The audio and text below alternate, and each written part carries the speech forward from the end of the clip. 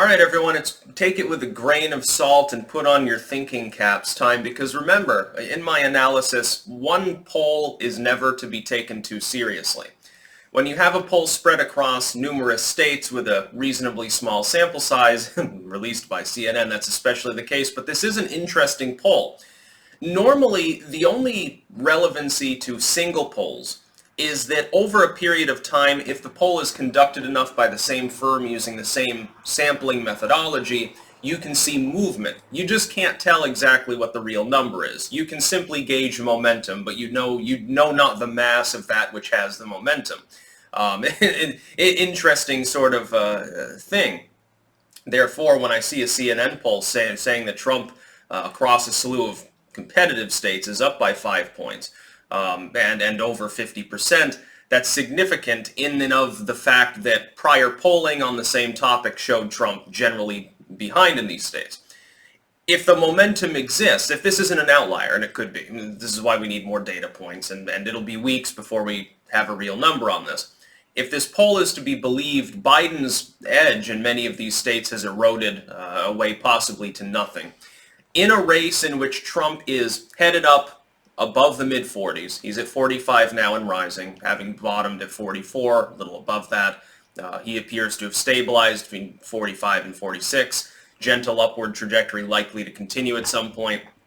Assuming that Trump maintains that trajectory, and assuming that Biden, apparently, over the period that he's basically disappeared from campaigning, and he keeps having technical issues when he makes digital appearances too, that appears to be reducing his support. Now, keep in mind, and in national polling, the narrowing of the gap between Trump and Biden in national polling, this is battleground states, and we'll analyze that separately as well.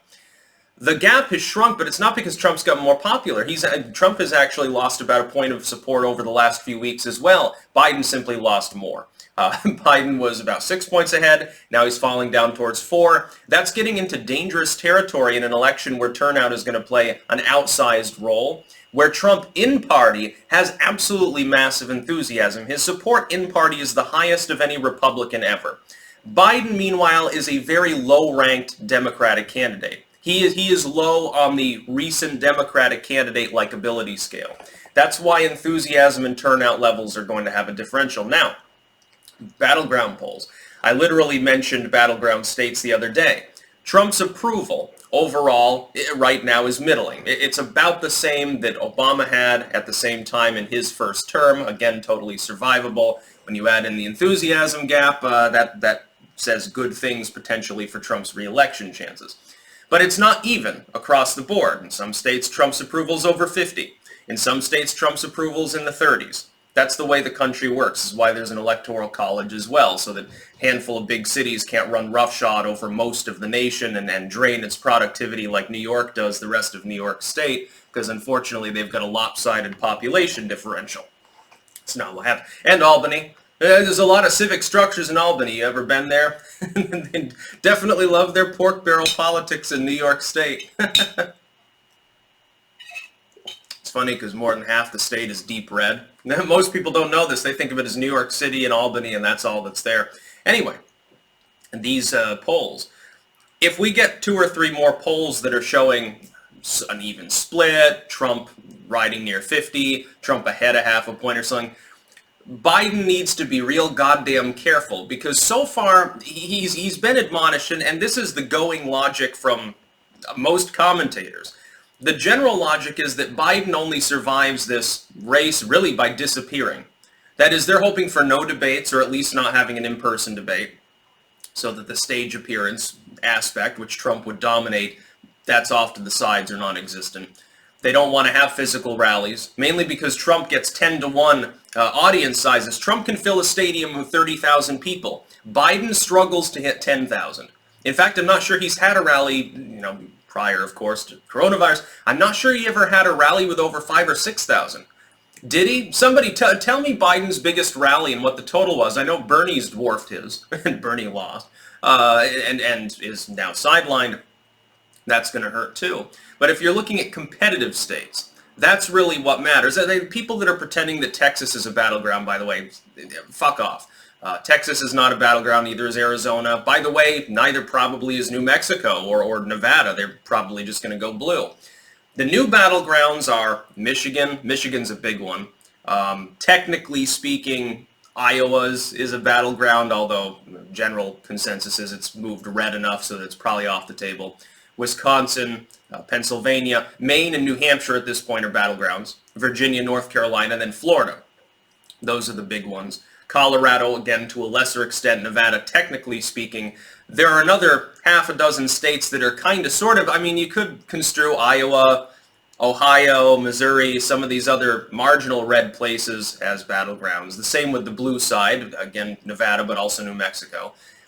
I don't really see it in the cards. That's like saying that South Carolina is in play. Kind of, sort of, but not really. Things tilt heavily in one direction or another. If it's beyond 3 or 4 points in the spread, it's not really a battleground at this point.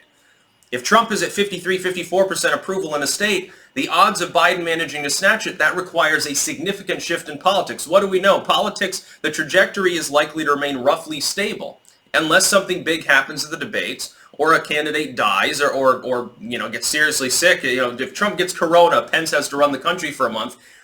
That would be a problem for him in the optics sense. Same with Biden. They're probably giving him prophylactic hydroxychloroquine at this point to try to keep him from keeling over. If Biden gets it, he's had aneurysms. He'd be way worse off than Trump. I think his comorbidity would be probably have like a 20-25% shot of keeling over. That'd be bad. By the way, Biden not in the greatest of health, especially mentally. But this is just one poll. One CNN poll does not an aggregate make.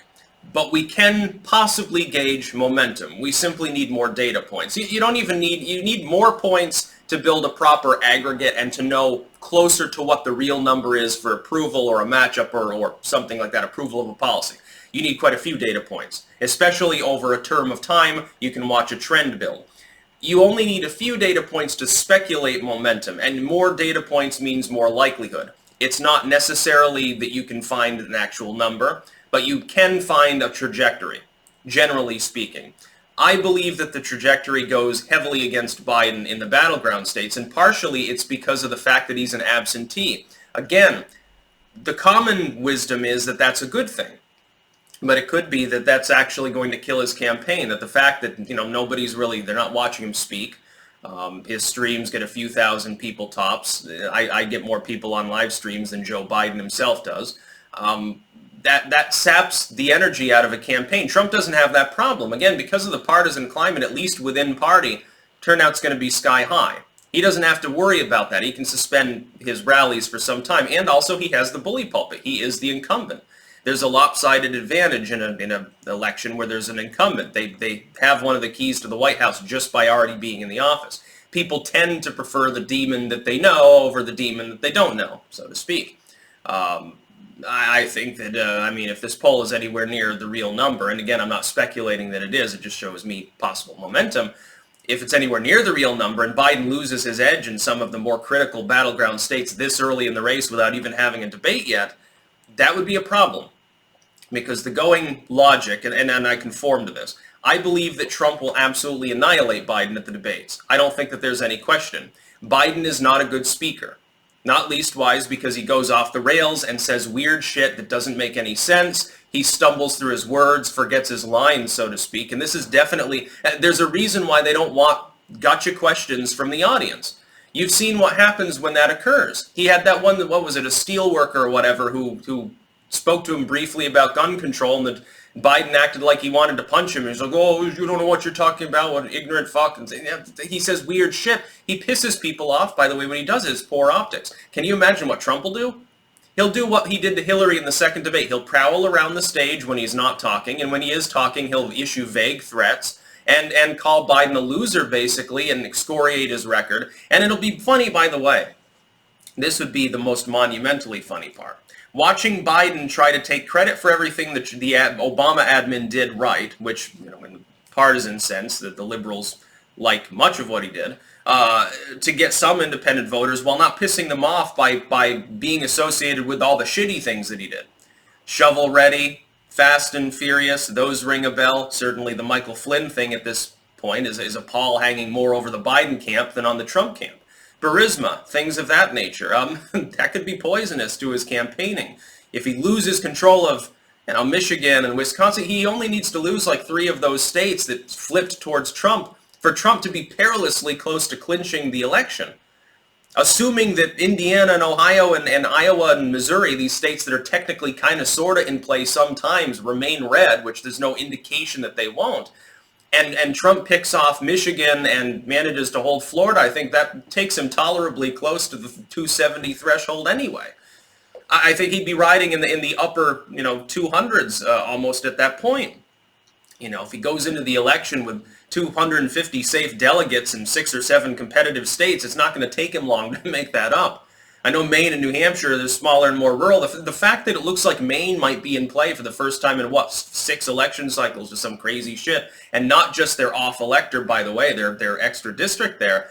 The fact that Maine looks like it could feasibly become GOP holding along with New Hampshire. A lot of New Hampshireans very pissed at the fact that Sanders was schlonged again. If those two go red, that's basically game over. By the way, on election night, the first thing to look at is the results from the Eastern Seaboard you're going to get. So you're going to get early results in Florida. You're going to get Virginia, North Carolina. You're going to start getting New Hampshire, Maine, and so forth. Those will tell you the trajectory of the race. Just look at the aggregated polling in those states plus the national polling, and then look if there's a differential and in which direction it goes and how large it is. You can then predict the rest of the states on election night long before the results come in. And unless something screwy happens, like higher turnout because of some local popular movement springs up in favor of Biden or Trump and it tilts things 5-6 points, some coordinated effort of strong quality, then you'll know how things are going to go. Of course, I'm still predicting Trump will win in 2020, and I'm favorable towards that, if not, massively excited. I would be reasonably excited to vote for Trump mainly because of the alternative is lunacy. The alternative is, hey, I want to give away more of my money, probably start a war or two, and the economy's got problems right now. Let's elect the party that caused them. Let's elect the party that mollycoddles China and Chinese state policy and in fact wants to replicate much of it over here while offshoring our jobs. What a wonderful idea. That won't weaken our economy during a time of national crisis. I think that would be asinine. That's about all. Peace out.